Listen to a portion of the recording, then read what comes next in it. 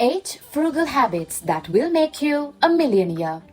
There are approximately 35 million people who are millionaires in the world.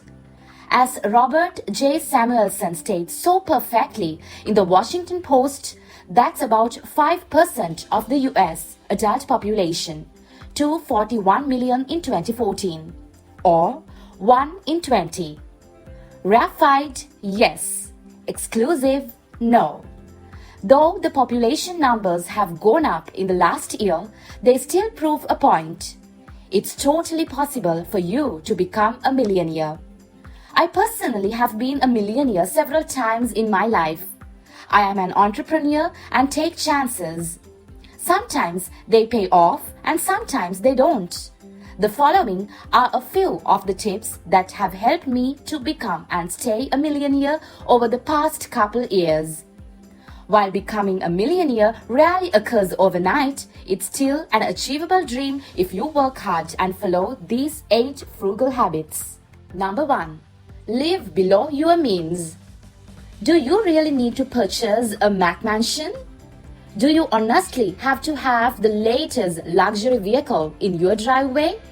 While status items like this can be enjoyable, even the extremely wealthy have realized that it's better to live below your means if you want to extend your wealth.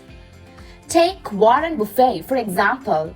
He still resides in the same Omaha home that he pitched in 1958 for under $32,000 US. Buffett is also known for purchasing modest vehicles, like his 2006 Cadillac, which was auctioned off for charity. Apart from having been owned and signed by Buffett, the car was described as nothing special. Around 8 years ago, I started making real money.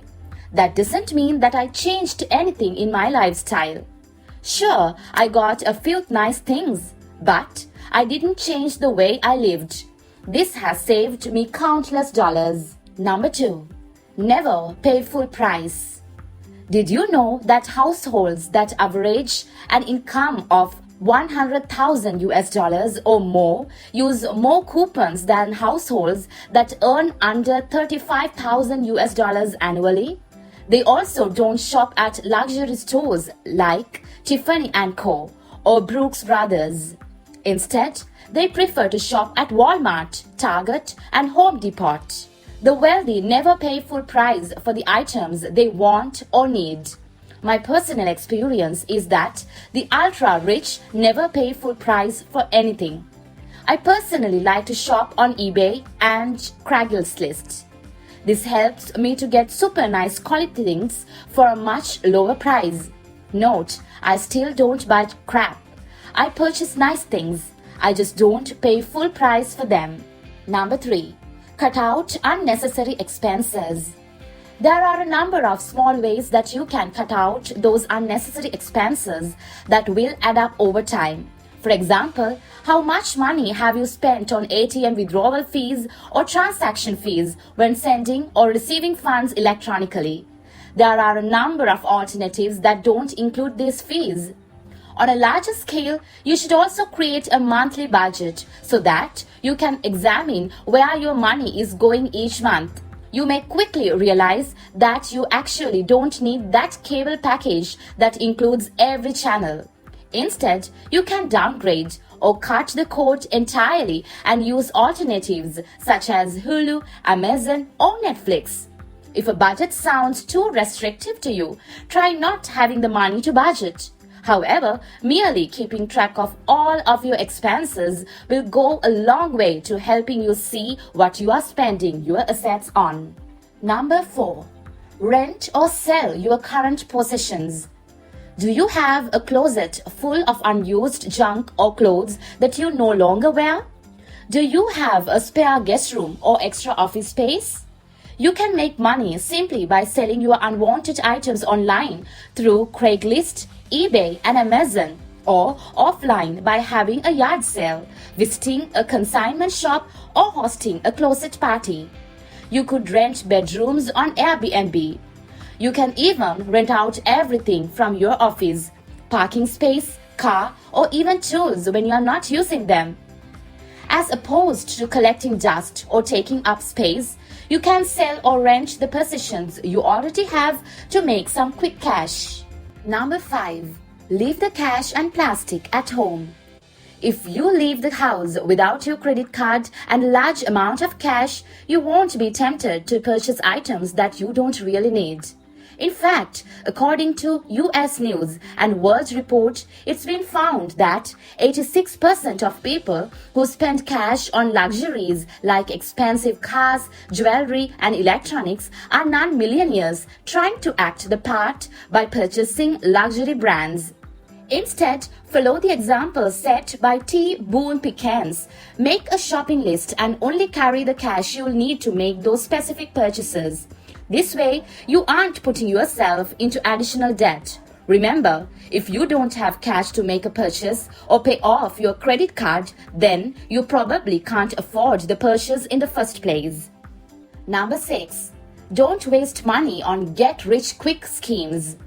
There is no such thing as getting rich quickly. This is something that the wealthy have realized. According to studies conducted by Thomas C. Colley, 16% of the wealthy gamble on sports at least once a week versus 52% of the poor. Additionally, 9% of the wealthy play the lottery every week versus 77% of the poor. Don't waste your money on trying to accumulate a large amount of wealth in a short amount of time, because the probability of that happening is slim to none. Instead, invest the money you would have spent into new business opportunities. Number 7. Go green. Going green is excellent for the environment, but going green can actually save you some green as well.